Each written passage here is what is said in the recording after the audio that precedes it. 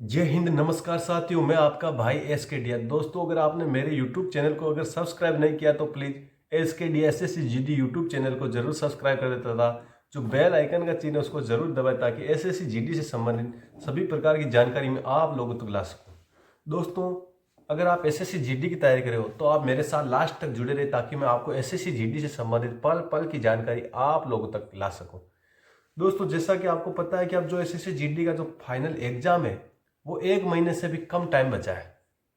उसमें 1 महीना भी पूरा अब नहीं बचा है। तो जो भाई मेहनत कर रहे हैं उनको अग्रिम शुभकामनाएं और उम्मीद करता हूं कि आपका सिलेक्शन अब की बार SSC GD 2023 में आसानी से हो जाएगा।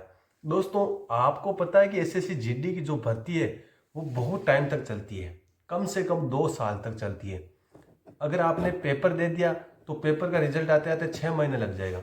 रिजल्ट आने के बाद आपको फिजिकल करवाएंगे, उसमें बहुत टाइम लगेगा। फिजिकल के बाद आपका मेडिकल होगा, उसमें भी बहुत टाइम लगेगा।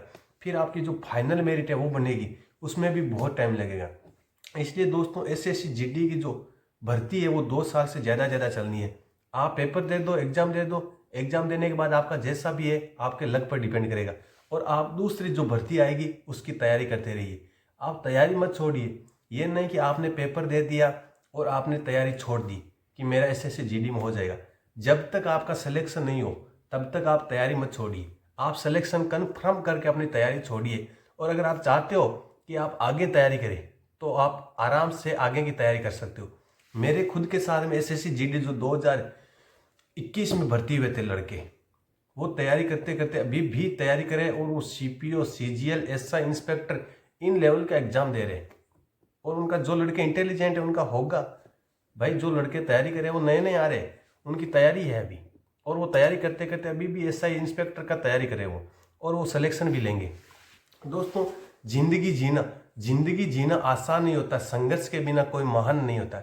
जिंदगी जीना आसान नहीं होता, संघर्ष के बिना महान नहीं होता। अगर लगे नहीं चोट पत्थर को, अगर लगे नहीं चोट पत्थर को तो पत्थर भी भगवान नहीं होता। हाँ दोस्तों, इसीलिए मेहनत करते रहिए। मेहनत के बिना कुछ भी नहीं है दोस्तों, मेहनत के बिना कुछ भी नहीं है। दोस्तों, जो भी भाई SSC GD की तैयारी करे, पेपर की तैयारी करे, अब टाइम उनके पास बहुत ही कम है। तो मैं आपको छोटा सा आपको इंट बताता हूँ कि आपको किस टाइप से तैयारी करना है और आपको पेपर में क्या सबसे पहले अटेंड करना है, क्या सबसे लास्ट में अटेंड करना है, क्या मिड में अटेंड करना है। दोस्तों, अब आपके पास ज़्यादा टाइम नहीं बचा, लास्ट 20 दिन बचे हैं। अब 20 दिन में आप क्या करोगे? 20 दिन के लिए आपको बाजार में जाइए और जो अच्छी मार्केट में जो मॉडल पेपर है वो मॉडल पेपर ले लो। मॉडल पेपर लेके आ जाओ। कम से कम 20 दिन में, एक दिन में 2-2 मॉडल पेपर निकालो। हर टाइप के क्वेश्चन मिल जाएंगे आपको मॉडल पेपर में।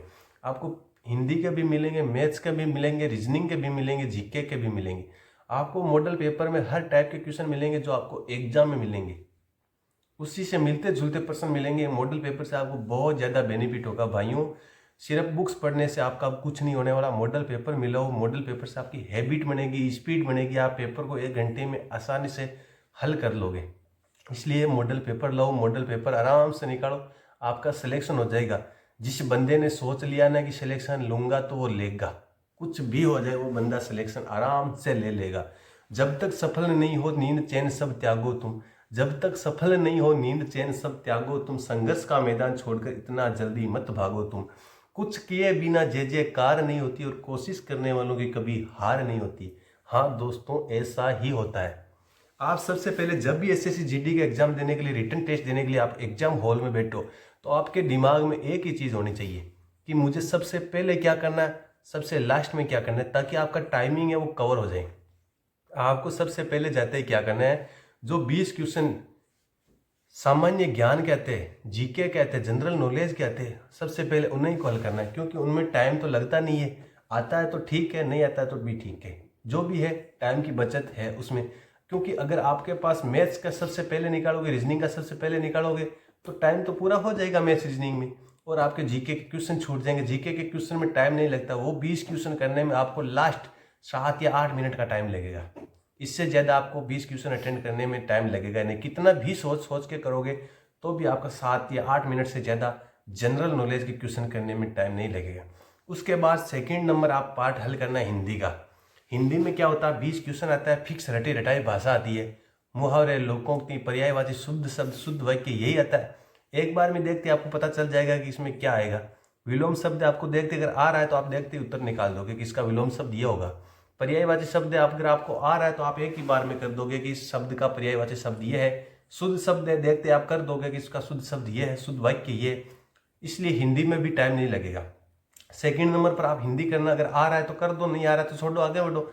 नेगेटिव मार्किंग है, उसी हिसाब से देखते रहना और करते रहना कि मेरे को क्या करना है। अगर आपको दो ऑप्शन में कंफ्यूज है तब तो आप नेगेटिव मार्किंग है तो भी कर दो, क्योंकि सही होने का चांसेस बढ़ जाता है। अगर चारों के चारों ही नहीं पता है तो नेगेटिव मार्किंग के चक्कर में खराब मत कर देना, और आपका जो पर्सन सही है वो तो गलत उसका नंबर जाएगा ही जाएगा, उसके साथ में जो 1/4 माइनस मार्किंग है वो और चली जाएगी। इसलिए नेगेटिव मार्किंग का ध्यान देते हुए आगे बढ़ना है। थर्ड नंबर पार्ट करना है आप रीजनिंग का।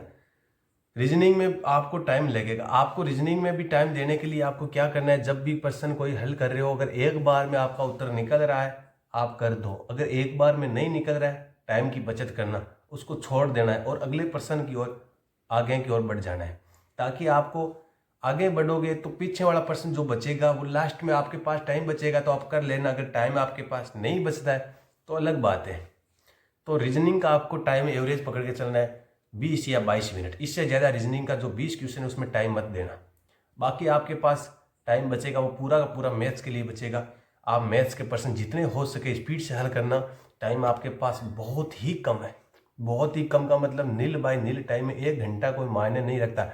आप फॉर्म जब OMR शीट भरोगे रेडी करोगे उसके बाद आपका टाइम काउंट होगा। जब तक आपका टाइम उसी टाइम स्टार्ट होगा जब आप उसके ऊपर बटन दबा के आप ओके कर दोगे कि हाँ अब मैं क्वेश्चन अटेंड करने के लिए रेडी हूँ, उसी टाइम से आपका जो टाइमिंग है वो 59, 58, 57 ऐसे कंप्यूटर पर चलता रहेगा।